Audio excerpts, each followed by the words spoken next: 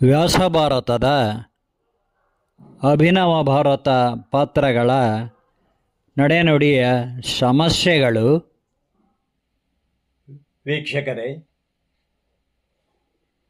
ನಿಮಗೆಲ್ಲರಿಗೂ ಸ್ವಾಗತ ಕೋರುತ್ತಾ ಆದಿಪರ್ವ ಕಥಾಭಾಗವನ್ನು ಮುಂದುವರಿಸ್ತಾ ಇದ್ದೇನೆ.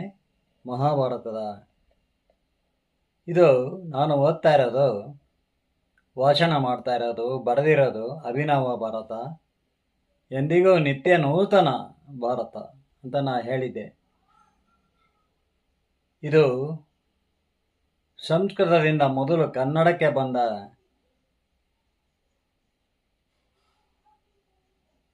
ವ್ಯಾಸ ಭಾರತ, ವಚನ ಭಾರತದ ಹೆಸರಲ್ಲಿ ಅಂತ ಹೇಳಿದೆ ನಾನು. ಇದೇ ಅಥೆಂಟಿಕ್ ಆಗಿ ರಿಲೆವೆಂಟ್ ಆಗಿದೆ, ಸುಸಂಬದ್ಧವಾಗಿ ಸಮಂಜಸವಾಗಿ ಇದೆ. ಅದು ಹಳಗನ್ನಡದ ಶೈಲಿಯಲ್ಲಿದೆ. ನಾನು ಇಲ್ಲಿ ಹೊಸ ಶೈಲಿಯಲ್ಲಿ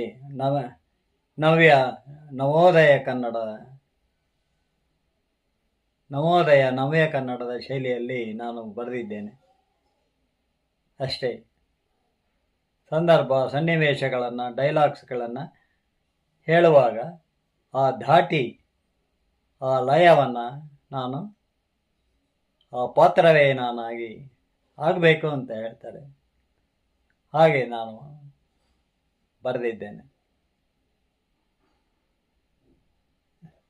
ಈಗಾಗಲೇ ಹೇಳಿದ್ದೆ, ಸತ್ಯ ಹೇಳ್ತಿದ್ದರೆ ಏಕಾಂಗಿಯಾಗಿರಬೇಕು ಅಂತ. ನೀವ್ಯಾರೋ ಲೈಕ್ ಮಾಡದೇ ಇದ್ರೂ ಕೂಡ ನಾನು ಮಾಡಲಿ ಬಿಡಲಿ, ನಾನು ವಾಚನ ಮಾಡ್ತಾ ಇದ್ದೇನೆ ಅಂದಾಗ ನೀವು ಯೋಚನೆ ಮಾಡಬೇಕು.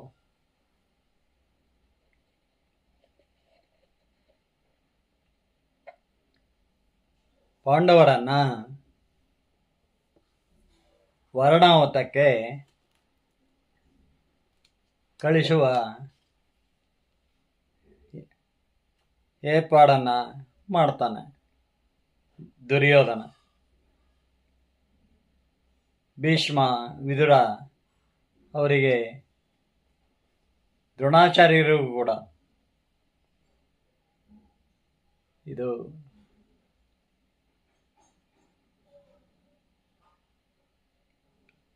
ಅವರು ಕೂಡ ನಿರ್ವಾಹ ಇಲ್ಲದೆ ಅನಿವಾರ್ಯವಾಗಿ ಎಲ್ಲೋ ದೂರ ಇದ್ದರೆ ಅಲ್ಲಾದರೂ ಅವರು ಪಾಂಡವರು ಚೆನ್ನಾಗಿರ್ತಾರೆ ಎಂದು ಸುಮ್ಮನಾಗ್ತಾರೆ ಅನಿವಾರ್ಯವಾಗಿ. ಕುಂತಿ, ಭೀಮ, ಅರ್ಜುನ, ನಮಗೆ ಈ ಮನೆಯಲ್ಲಂತೂ ನೆಮ್ಮದಿ ಇಲ್ಲ. ಪಿತಾಮಹ, ಭೀಷ್ಮ, ಆಚಾರ್ಯ, ಕೃಪ, ದ್ರೋಣ ಅವರು ಅಸಹಾಯಕರೇ ಆಗಿದ್ದಾರೆ.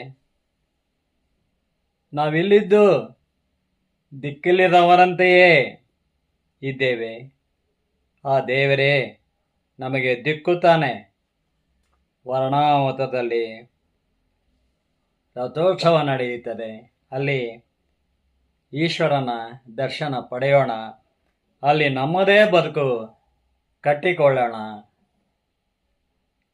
ನಡೆಯಿರಿ ಮಕ್ಕಳೇ, ಹೋಗೋಣ ಎಂದು ಸಮಾಧಾನ ಪಡಿಸಿದ್ದಾಳೆ ಕುಂತಿ. ಪಾಂಡವರನ್ನ ವರ್ಣಾವತಕ್ಕೆ ಕಳುಹಿಸಿದ ಖುಷಿಯಲ್ಲಿ ದುರ್ಯೋಧನನು ದುಶ್ಯಾಸನನ ವೈಭವೋಪೇತ ಮಹಲಿನ ಒಳಗೆ ಮದಿರಾಪಾನ, ಮಾನಿನಿಯರ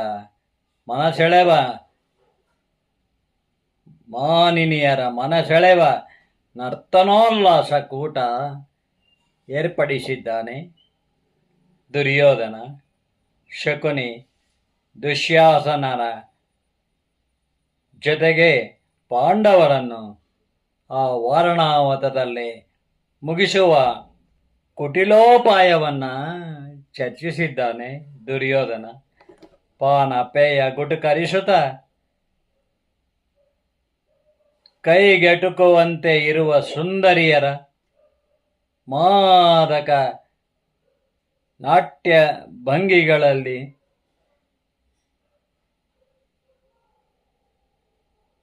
ಮೈಮರೆತಿದ್ದಾನೆ ದುರ್ಯೋಧನ. ಅದೇ ಸಮಯಕ್ಕೆ ಅವನನ್ನ ಹುಡುಕಿಕೊಂಡು ಅಲ್ಲಿಗೆ ಬಂದ ಕರ್ಣನನ್ನ ನೋಡಿದ ದುರ್ಯೋಧನನು, ಬಂದೆಯಾ ಕರ್ಣ, ನೀನು ಬರುವುದನ್ನೇ ಕಾಯುತ್ತಿದ್ದೆ ಎಂದವನು ತನ್ನ ಪಕ್ಕದಲ್ಲಿದ್ದ ದಾಸಿಯೊಬ್ಬಳಿಗೆ ಕಣ್ಸನ್ನೆ ಮಾಡಿ ಪಾನ ಗುಟುಕರಿಸುವ ಮದ್ಯಪಾನ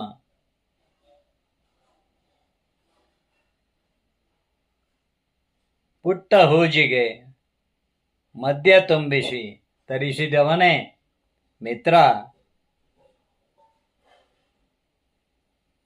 ಈ ಸಂತೋಷ ಕೂಟದಲ್ಲಿ ಒಂದು ಗುಟುಕು ಹಾಕು. ಯಾವುದು ಸಂತೋಷ ಕೂಟ? ಪಾಂಡವರನ್ನ ವರ್ಣಾವತಕ್ಕೆ ಸಾಗ ಹಾಕಿದ್ದು. ಅದು ಕರ್ಣನಿಗೆ ಸಮ್ಮತ ಇರಲಿಲ್ಲ. ಅವನು, ದುರ್ಯೋಧನ, ನಾನು ನಿನಗೆ ಆಪ್ತ ಸ್ನೇಹಿತನು, ಹಿತಚಿಂತಕನೂ ಆಗಿರುವೆ.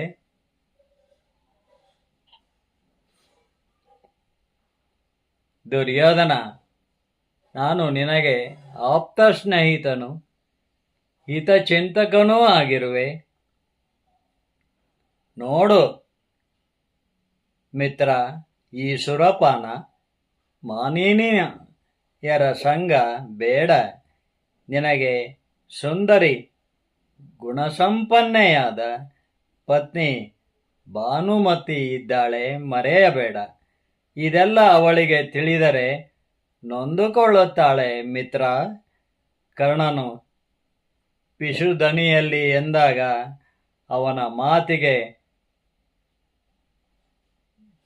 ಕಿವಿಗೊಡದ ದುರ್ಯೋಧನನು ಹೇಳುತ್ತಾನೆ, ಮಿತ್ರ, ರಾಜರಿಗೆ ಇಂತಹ ಸಂತೋಷಕೂಟವೂ ಇರಬೇಕಲ್ಲ. ಅಂಗದೇಶದ ರಾಜ ನೀನು, ನಮ್ಮೊಡನೆ ಸಂತೋಷದಿಂದ ಭಾಗಿಯಾಗು ಎಂದು ಕರ್ಣನನ್ನು ಮದಿರಾಪಾನ ಸೇವಿಸಲು ಬಲವಂತಪಡಿಸಿದ್ದಾನೆ. ದುಶ್ಯಾಸನನು ಶಕುನಿಯು ಧ್ವನಿಗೂಡಿಸಿದ್ದಾರೆ. ವ್ಯಾಕುಲ ಚಿತ್ತನಾದ ಕರ್ಣನು ಯೂಜಿಯನ್ನೆತ್ತಿ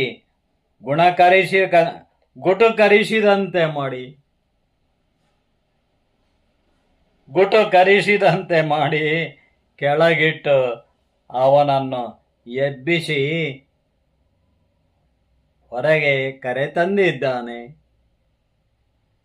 ದುರ್ಯೋಧನ ಮಾರನೆಯ ದಿನ ರಾತ್ರಿ ಬೇಕಂತಲೇ ಕರ್ಣನ ಅನುಪಸ್ಥಿತಿಯಲ್ಲೇ ಶಕುನಿ ದುಶ್ಯಾಸನರೊಂದಿಗೆ ಪಾಂಡವರನ್ನು ವಾರಣಾವತದಲ್ಲಿ ಹೇಗೆ ಮುಗಿಸಬೇಕೆಂಬ ಕುತಂತ್ರವನ್ನು ಕುರಿತು ಚರ್ಚಿಸಿದ್ದಾನೆ. ಮಾಯಾ ಮಂತ್ರಗಳನ್ನು ಬಲ್ಲವನಾದ ಶಕುನಿ ಹೇಳುತ್ತಾನೆ, ಅವರಿಗೆ ನೋಡಲಿಕ್ಕೆ ಭವ್ಯವಾದ ಅರಮನೆಯನ್ನ ಕಟ್ಟಿಸಿಕೊಡಬೇಕು ಅಳಿಮಯ್ಯ. ಅದು ಬುರ್ರನೆ ಬೆಂಕಿಯಲ್ಲಿ ಉರಿದು ಹೋಗುವಂತೆ ಇರಬೇಕು, ಅದು ತಿಳಿಯಬಾರದು ಎಂದು ಹುಸೇನಗೆಯಲ್ಲಿ ಹೇಳಿದ್ದಾನೆ ಶಕುನಿ. ಶಕುನಿಯ ದುರಾಲೋಚನೆ ಕೇಳಿ ದುರ್ಯೋಧನನಿಗೆ ಆದ ಸಂತೋಷ, ಖುಷಿ ದುರ್ಯೋಧನನಿಗೆ ಆದ ಖುಷಿ ಅಷ್ಟಿಷ್ಟಲ್ಲ. ಆ ಕ್ಷಣವೇ ಪಾಂಡವರಿಗೆ ಮಾರಣಾಂತಿಕವಾದ ಆ ಅದ್ಭುತ ಕಟ್ಟಡ ನಿರ್ಮಿಸಲು ಚತುರನಾದ ವಾಸ್ತುಶಿಲ್ಪಿ ಪುರೋಚನನನ್ನು ಕರೆಸಿಕೊಂಡು ಅವನಿಗೆ ಎಲ್ಲವನ್ನೂ ವಿವರಿಸಿ ಹೇಳಿ, ಪುರೋಚನ, ನಿನಗೆ ಸಾಕಷ್ಟು ನಗನಾಣ್ಯಗಳ ತುಂಬಿದ ತೈಲಿಯನ್ನು ಕೊಡುತ್ತೇನೆ. ಅದನ್ನು ತೆಗೆದುಕೊಂಡು ನೀನು ನಿನ್ನ ಕುಟುಂಬವು ದೂರ ಹೋಗಿ ಸುಖಭೋಗಗಳನ್ನು ಅನುಭವಿಸಿರಿ. ನಮಗೆ ದಾಯಾದಿ ಸೋದರರು ಎನ್ನುವ ಪಾಂಡವರು ಅವರ ತಾಯಿಯೊಂದಿಗೆ ಆ ಅರಗಿನ ಮನೆಯಲ್ಲಿ ಸುಟ್ಟು ಭಸ್ಮವಾಗಬೇಕು. ತಿಳಿಯಿತೆ? ಈ ಕೆಲಸ ಗೌಪ್ಯವಾಗಿ ನಡೆಯಬೇಕು ಪುರೋಚನ ಎಂದೆಚ್ಚರಿಸಿದ್ದಾನೆ ದುರ್ಯೋಧನ. ಏನೆಂದಿರಿ? ಪಾಂಡವರು ಅಲ್ಲಿ ಸಾಯಬೇಕೆ? ಉಬ್ಬೇರಿಸಿದ್ದಾನೆ ಪುರೋಚನನೂ ಕೂಡ. ಯಾಕೆ ಪುರೋಚನ ಗಾಬರಿ? ನಿನ್ನೊಂದಿಗೆ ನಾವಿರುವಾಗ ನಿನಗೇಕೆ ಭಯ? ನಾವು ಹೇಳಿದಂತೆಯೇ ಎಲ್ಲವೂ ಗೌಪ್ಯವಾಗಿ ನಡೆಯಬೇಕಷ್ಟೇ.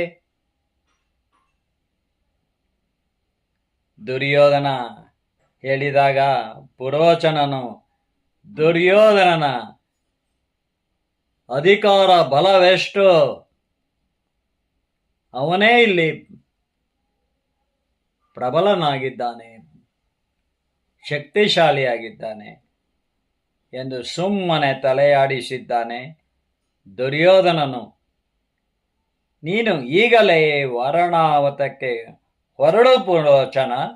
ಅಲ್ಲಿ ನಮ್ಮ ಅರಸೊತ್ತಿಗೆಗೆ ಸೇರಿದ ಒಂದು ನಿವೇಶನವಿದೆ. ಅದರ ನಕ್ಷೆ ಇಲ್ಲಿದೆ, ತೆಗೆದುಕೋ. ಅದರ ಸುತ್ತಲೂ ಎತ್ತರದ ಪೌಳಿಗೋಡೆ ಎಬ್ಬಿಸು. ಮೊದಲು ನಾವು ಹೇಳಿದಂತೆ ಅರಮನೆಯನ್ನು ಅತ್ಯದ್ಭುತವಾಗಿ ನಿರ್ಮಿಸು ಪುರೋಚನ. ಅದಕ್ಕೆ ಬೇಕಾದ ಸಾಮಾನು ಸರಂಜಾಮುಗಳನ್ನೆಲ್ಲ ಹೇತರ ಕತ್ತೆಗಳು ಬಂಡಿಗಳಲ್ಲಿ ಹೇರಿಕೊಂಡು ಹೋಗಿ ಆ ಮನೆಯ ನಿರ್ಮಾಣ ಹೇಗಿರಬೇಕೆಂದರೆ, ಗಮನಿಸು ನಾನು ಹೇಳುತ್ತಿರುವುದನ್ನ.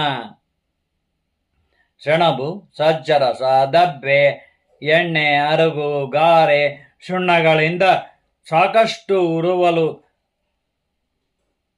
ಪದಾರ್ಥಗಳನ್ನೆಲ್ಲ ಬೆರೆಸಿಯೇ ವಸ್ತುಗಳನ್ನೆಲ್ಲ ಬೆರೆಸಿಯೇ ಗೋಡೆಗಳನ್ನು ಕಟ್ಟಿಸು. ಅದಕ್ಕೆ ಅಗತ್ಯವಾದ ಕೌಶಲವನ್ನು ನೀನು ತಿಳಿದವನೇ ಅಲ್ಲವೇ? ನಿನಗೆ ಹೆಚ್ಚಿಗೆ ಹೇಳುವುದೇನಿದೆ ಪುರೋಚನ? ಆ ಅರಮನೆಯ ಹೊರ ಆವರಣ ಹಸಿರು ಹುಲ್ಲು ಹಾಸಿನ ಹೂಗಿಡಗಳಿಂದಲೂ ಕಲ್ಲು ಹಾಸಿನ ಆಸನಗಳಿಂದಲೂ ನೋಡಲು ನಯನ ಮನೋಹರವಾಗಿ ಅತ್ಯಾಕರ್ಷಕವಾಗಿ ಇರಬೇಕು. ಒಳಗೋಡೆ ಕೈಮರದ ದೀಪಗಳು, ಕೋಣೆಗಳಲ್ಲಿ ಮೆತ್ತನೆಯ ಮಕಮಲ್ಲಿನ ಪಲ್ಲಂಕಗಳ ಆಸನಗಳಿರಬೇಕು. ಆ ಅರಮನೆ 6 ತಿಂಗಳಲ್ಲೇ ಸಿದ್ಧವಾಗಬೇಕು. ನಮ್ಮ ರಾಜ ಕುಟುಂಬವು ಅಲ್ಲಿದೆ ಎಂದು ಪುರಜನರು ಭಯಮಿಶ್ರಿತ ಗೌರವದಿಂದ ದೂರವೇ ಇರಬೇಕು ಆ ಮನೆಯಿಂದ. ತಿಳಿಯಿತೆ? ಕಟುವಾಗಿ ಎಚ್ಚರಿಸಿದ್ದಾನೆ ಕುರುನಂದನ. ಕುರು ಸಾರ್ವಭೌಮ ಅವನೇ. ನೆಪ ಮಾತ್ರಕ್ಕೆ ಅಂಧನಾದ ಧೃತರಾಷ್ಟ್ರ. ಎಲ್ಲ ಇವನ ಮಾತೇ ನಡೆಯುವುದು, ದುರ್ಯೋಧನನ ಮಾತು ಎಂದು ದುರ್ಯೋಧನ ಕಟುವಾಗಿ ಎಚ್ಚರಿಸಿ ಪುರೋಚನನನ್ನು ಕಳುಹಿಸಿದ್ದಾನೆ. ಎಲ್ಲ ಆಯಿತು, ಅರ್ಥವಾಗಿದೆ ಪ್ರಭು ಎಂದು ಅವನು ಹೊರಟು ಹೋಗಿದ್ದಾನೆ. ಅಂತ ಭವ್ಯವಾದ ಅರಗಿನ ಮನೆಯನ್ನೇ ನಿರ್ಮಿಸುವೆನು ಎಂದೂ ಹೇಳಿದ್ದಾನೆ. ಅಲ್ಲಿ ಏನೆಲ್ಲವೂ ನೀವು ಹೇಳಿದಂತೆ ಇರುತ್ತದೆ ಪ್ರಭು ಎಂದು ನಮಸ್ಕರಿಸಿ ಹೊರಟು ನಿಂತಾಗ ದುರ್ಯೋಧನನಿಗೆ ಅವನಿಗೆ ಬೇಕಾದ ಹಣವನ್ನು ಒದಗಿಸಲು ಕೋಶಾಧಿಕಾರಿಗಳಿಗೆ ಹೇಳಿದ್ದಾನೆ. ಇದೆಲ್ಲ ಕರ್ಣನಿಗೆ ತಿಳಿಯದೆ ಇದ್ದೀತೆ. ಮಿತ್ರ, ನಾನು ಎಲ್ಲವನ್ನೂ ಕೇಳಿಸಿಕೊಂಡಿದ್ದೇನೆ. ಪಾಂಡವರೇನು ನಿನಗೆ ಶತ್ರುಗಳಲ್ಲವಲ್ಲ. ಅಷ್ಟಕ್ಕೂ ಅವರೇನು ಕೆಡು ಬಗೆದಿದ್ದಾರೆ ನಿನಗೆ? ಅವರನ್ನು ಕೊಂದು ನೀನು ಸುಖವಾಗಿ ಬಾಳುವ ಕನಸು ಕಾಣುವುದಿದೆ. ದುಗುಡದಿಂದ ಹೇಳಿದ್ದಾನೆ ಕರ್ಣ. ನಿನಗೆ ನಿಜವೇನೆಂದು ತಿಳಿಯದು ಕರ್ಣ. ವ್ಯಾಸರು ತಮ್ಮ ತಪೋಬಲದಿಂದ ಪಾಂಡವಿಗೆ ಇದ್ದ ಮೃಗಶಾಪವನ್ನು ತಡೆ ಹಿಡಿದರಂತೆ. ಶತಶೃಂಗಕ್ಕೆ ಪತ್ನಿಯರೊಂದಿಗೆ ಯಾತ್ರೆಗೆ ಕಳುಹಿಸಿದರಂತೆ. ಅಲ್ಲಿ ಪಾಂಡುವಿನಿಂದ ಕುಂತಿ ಮಾದ್ರಿಯರಿಗೆ 5 ಮಕ್ಕಳು ಹುಟ್ಟಿದರಂತೆ. ಇದನ್ನು ನಾವು ನಂಬಬೇಕೆ? ಮಿತ್ರ, ದುರ್ಯೋಧನನು ವ್ಯಂಗ್ಯವಾಗಿ ಎಂದಿದ್ದಾನೆ. ದುರ್ಯೋಧನ, ಮಹರ್ಷಿ ವ್ಯಾಸ ಪಾಂಡವಿಗಿದ್ದ ಮೃಗಶಾಪ ತಡೆ ಹಿಡಿದದ್ದು ಅವನ ತಪೋಬಲ ಮಂತ್ರ ಶಕ್ತಿಯಿಂದಲೇ. ಪಾಂಡವರು ನಿನ್ನ ಚಿಕ್ಕಪ್ಪ ಪಾಂಡುವಿನ ಕ್ಷೇತ್ರದಲ್ಲೇ ಕುಂತಿ ಮಾದ್ರಿಯರಲ್ಲಿ ಹುಟ್ಟಿದ ಮಕ್ಕಳೇ ಆಗಿದ್ದಾರೆ ಎಂದು ಶತಶೃಂಗದಿಂದ ಅವರನ್ನು ಕರೆತಂದ ಅನೇಕ ಮಹರ್ಷಿಗಳು ಹೇಳಿದ್ದಾರೆಂದರೆ ಮಹರ್ಷಿಗಳು ಹೇಳಿದ ಮಾತು ವೇದವಾಕ್ಯ. ಮಿತ್ರ, ವೇದೋಕ್ತ ಸತ್ಯವಾಗಿದೆ ಮಿತ್ರ. ಅದನ್ನು ನಂಬದೆ ಸಂಶಯ ಪಡಬೇಡ. ನಿನಗೂ ಕುರುಕುಲಕ್ಕೂ ಒಳ್ಳೆಯದಾಗುವುದಿಲ್ಲ. ಕರ್ಣನೆಂದಿದ್ದಾನೆ ಆರ್ದ್ರ ಸ್ವರದಲ್ಲಿ. ಕರ್ಣನ ಪಾತ್ರ ಹೇಗಿತ್ತು? ಅತ್ಯಂತ ಪ್ರೀತಿ ಪಾತ್ರನಾದ ಸ್ನೇಹಿತ ದುರ್ಯೋಧನನಿಗೆ ನಿಕಟವರ್ತಿಯಾಗಿದ್ದವನು. ಹೇಗಿದ್ದ ಕರ್ಣ, ಹೇಗಾಗ್ತಾನೆ ಅನಿವಾರ್ಯವಾಗಿ ನಾಟಕೀಯವಾಗಿ ಎಂಬುದನ್ನು ಮೂಲ ಮಹಾಭಾರತ ಹೇಳ್ತದೆ. ಇದ್ದಕ್ಕಿದ್ದಂಗೆ ಅವನನ್ನು ನೀಚ ಮಾಡಿಬಿಡೋದಲ್ಲ.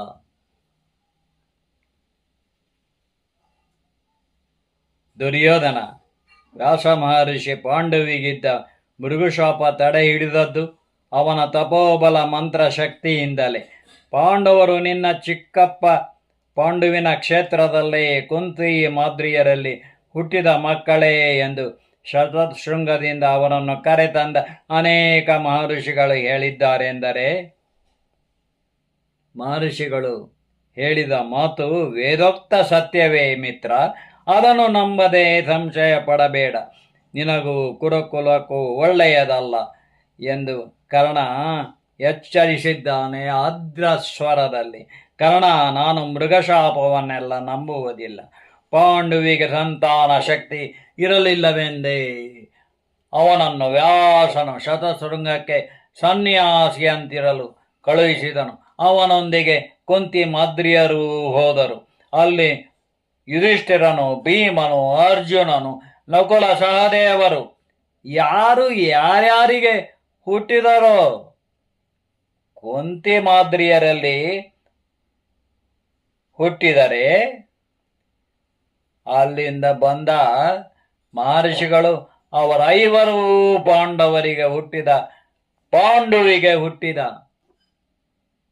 ಅವನ ಕ್ಷೇತ್ರದಲ್ಲೇ ಹುಟ್ಟಿದ ಮಕ್ಕಳೆಂದು ಹೇಳಿದರೆ ನಾವು ನಂಬಬೇಕೇ ಮಿತ್ರ? ನಾವು ಬಾಲ್ಯದ ಮಕ್ಕಳಾಗಿದ್ದಾಗ ಇದೆಲ್ಲ ಅರ್ಥವಾಗಲಿಲ್ಲ. ಮತ್ತೆ ಪ್ರಲಾಪಿಸಿದ್ದಾನೆ ದುರ್ಯೋಧನ.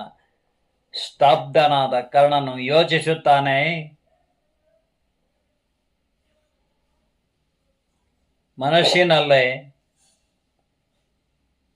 ನಾನು ಇಲ್ಲಿ ರಾಜಾಶ್ರಯ ಬಯಸಿ ಬಂದವನು, ದುರ್ಯೋಧನನ ಸ್ನೇಹ ಬಯಸಿ ಬಂದವನು, ಅವನಿಂದಲೇ ಹೇಳಿಸಿ ದ್ರೋಣಾಚಾರ್ಯರಲ್ಲಿ ನಾನು ವಿದ್ಯೆ ಕಲಿತವನು, ನಾನು ಪರಶುರಾಮನಲ್ಲಿ ಶಾಪಗ್ರಸ್ತನಾಗಿ, ಅವನ ಮನಸ್ಸು ಹೇಳ್ತಾ ಇದೆ. ಬಂದಿರುವ ಸಮಾಚಾರವೂ ಕೂಡ ದ್ರೋಣನಿಗೆ ತಿಳಿದಿತ್ತು. ಆದರೂ ಕೂಡ ಅವರು ಅನಿವಾರ್ಯವಾಗಿ ದುರ್ಯೋಧನನಿಗೆ ಮಾತಿಗೆ ಅವರು ಮನ್ನಣೆ ಕೊಡಲೇಬೇಕಾಯಿತು. ಕೊಟ್ಟಿದ್ದಾರೆ, ನನ್ನನ್ನು ಸೇರಿಸಿಕೊಂಡಿದ್ದಾರೆ.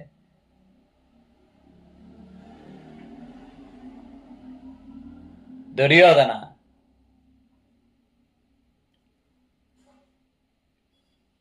ಅವನಿಗೆ ಹೇಗೆ ಬೇಸರ ಮಾಡೋದು ನಾನು?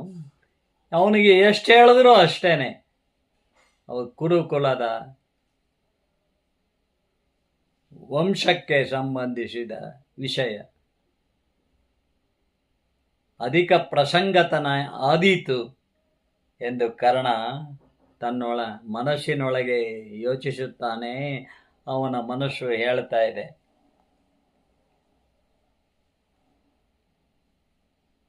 ಕರ್ಣ ಮೌನಿಯಾದ ಕೂಡಲೇ ದುರ್ಯೋಧನ ಅವನ ಭುಜ ತಟ್ಟಿ ಹೇಳ್ತಾನೆ, ಹೇ ಕರ್ಣ, ನಿನಗೆ ಇದೆಲ್ಲ ತರಲೆ ತಾಪತ್ರಯಗಳು ಯಾಕೆ?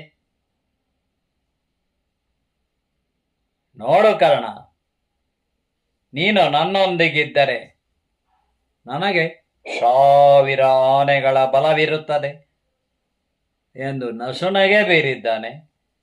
ಕರ್ಣನಿಗೆ ಅಂದು ಕ್ರೀಡಾಂಗಣದಲ್ಲಿ ಇವನು ತನ್ನನ್ನು ಬಲವಂತದಿಂದ ಬಂಗಾರದ ಬಲಿಪೀಠಕ್ಕೆ ಕಟ್ಟಿ ಹಾಕುತ್ತಿದ್ದಾಗಲೇ ಕೊಡವಿಕೊಂಡೆದ್ದು ದೂರ ಹೋಗಿದ್ದರೆ ಎಲ್ಲಿಗೆ ಹೋಗುವುದು? ಪಾಂಡವರ ಕಡೆ ಹೋಗದ?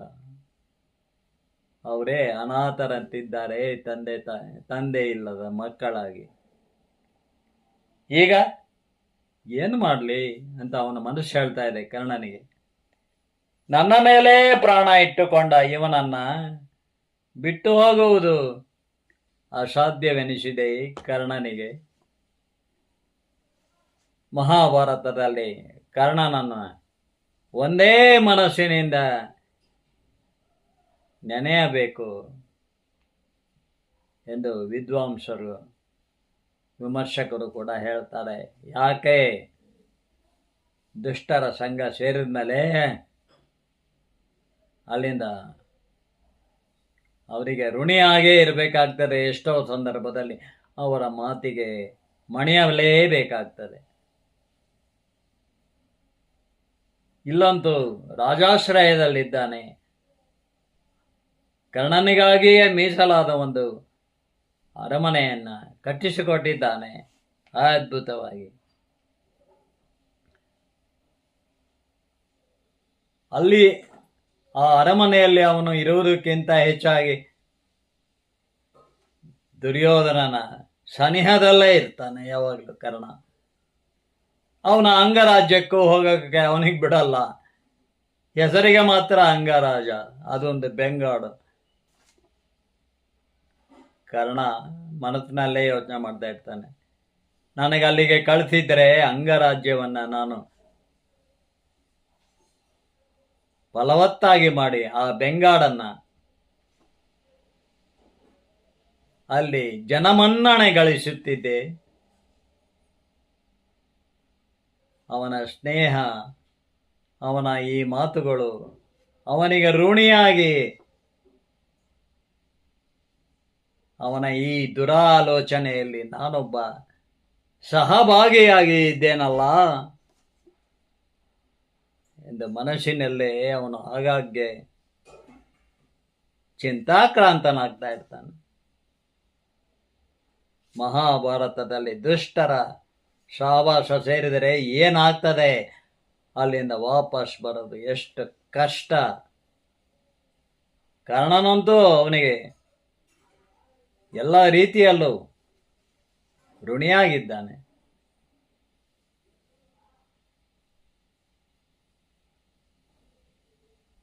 ಈಗ ಕಲಿಯುಗದಲ್ಲಿ ತಮ್ಮ ಅನ್ನ ತಾವೇ ದುಡ್ಕೊಂಡು ತಿಂತಾ ಇದ್ರು, ತಮ್ಮ ಕಾಲ ಮೇಲೆ ತಾವೇ ಇದ್ರೂ ಕೂಡ ದುಷ್ಟರ ಸಹವಾಸ ಸೇರಿ ದನ ಕಾಮನೆಗೋಸ್ಕರ, ಅವನು ಕೊಡೋದಕ್ಕೆ ಬಿಸಾಡೋದಕ್ಕೋಸ್ಕರ ಏನೆಲ್ಲ ಮಾಡ್ತಾ ಇದ್ದಾರೆ ಕಲಿಯುಗದಲ್ಲಿ.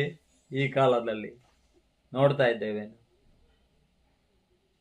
ಹಣ ಹಣ ಹಣ ಅಂತ ಹಣದ ಬೆಂಬತ್ತಿ ಹೆಣ ಹಾಕ್ತಾರೆ, ಕಂಬಿಗಳನ್ನು ಎಳಿಸ್ತಾರೆ, ಸೆರೆಯ ಕಂಬಿಗಳನ್ನು ಎಳಿಸ್ತಾರೆ ಅಂತ ಎಷ್ಟೋ ಉದಾಹರಣೆಗಳು ಬಂದರೂ ಕೂಡ ಮತ್ತೆ ಅದನ್ನೇ ಮಾಡ್ತಾರೆ ಬೇರೆಯವರು ಕೂಡ. ಅದೇ ಕೂಟ್ಲವರು ಕೂಡ, ಅದೇ ದುರ್ಬುದ್ಧಿಯವರು. ಕಾನೂನಿದೆ, ಪೊಲೀಸ್ನವರು ಇದ್ದಾರೆ, ಎಂದಿದ್ರು ನಾವು ಸಿಕ್ ಬೀಳ್ತೀವಿ.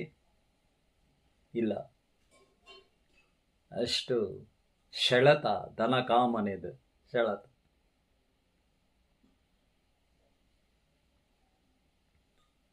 ಪಾಂಡವರು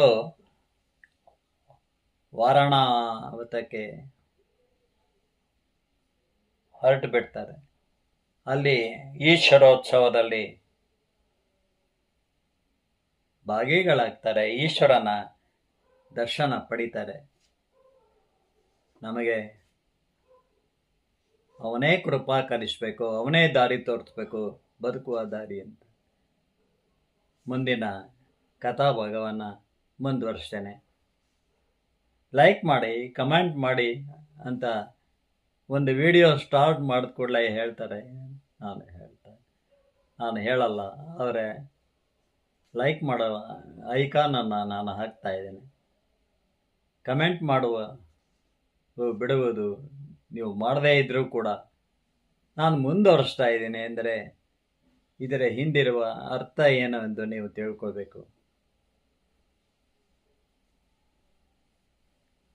ಹೀಗೆ ವಾಚನ ಮಾಡುವುದರಿಂದ ಪಾಸಿಟಿವ್ ಥಿಂಕಿಂಗ್ ಅಲ್ಲಿ ಇರುವುದನ್ನು ಇನ್ನೂ ಚೆನ್ನಾಗಿ ನಾನು ವಾಚನ ಮಾಡಲಿಕ್ಕೆ ಪ್ರಯತ್ನ ಮಾಡ್ತಾ ಇದ್ದೇನೆ. ಈ ವಯಸ್ಸಿನಲ್ಲಿ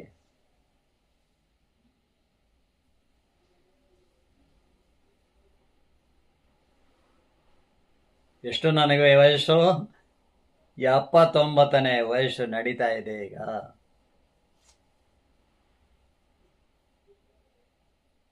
ನಾರಾಯಣಾಚಾರ್ಯರು, ಧಾರವಾಡ ಯೂನಿವರ್ಸಿಟಿ ಪ್ರೊಫೆಸರ್, ಅವರು ಹೇಳ್ತಾರೆ, ಮಹಾಭಾರತ ಪಾತ್ರ ಪ್ರಪಂಚ ಬರೆದ ಮೇಲೆ ನನ್ನ ಆರೋಗ್ಯ ಸುಧಾರಿಸ್ತು, ನಾನು ಎಷ್ಟೋ ಗೆಲುವಾಗಿದ್ದೀನಿ ಅಂತ.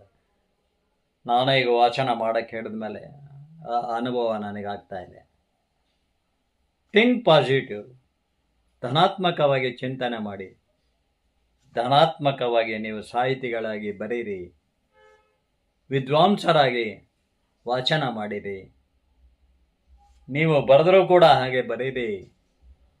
ಪಾಸಿಟಿವ್ ಥಿಂಕ್, ಲಿವ್ ಪಾಸಿಟಿವ್ ಆಗಿ ಬದುಕಿ, ಧನಾತ್ಮಕವಾಗಿ ಧನ್ಯತೆ ಕಾಣುತ್ತಾ ಬದುಕಿ. Die positively. ಎಲ್ಲ ತಿರ್ಚಿ ನೆಗೆಟಿವ್ ಆಗಿ ಬರೆದು ಯಾರು ಸಾವು ಹೇಗಿಟ್ಟಿರ್ತಾನೋ ಯಾರಿಗೂ ಗೊತ್ತಿಲ್ಲ. ಒಳ್ಳೆಯವರಿಗೆ ಒಳ್ಳೆ ಸಾವೇ ಬರುತ್ತೆ ಅಂತ ಹೇಳಕ್ ಬರೋಲ್ಲ. ಹುಟ್ಟಿದ್ದು ಆಕಸ್ಮಿಕ, ಸಾಯೋದು ಆಕಸ್ಮಿಕ. ಯಾವಾಗ ಯಾರಿಗೂ ಗೊತ್ತಿಲ್ಲ.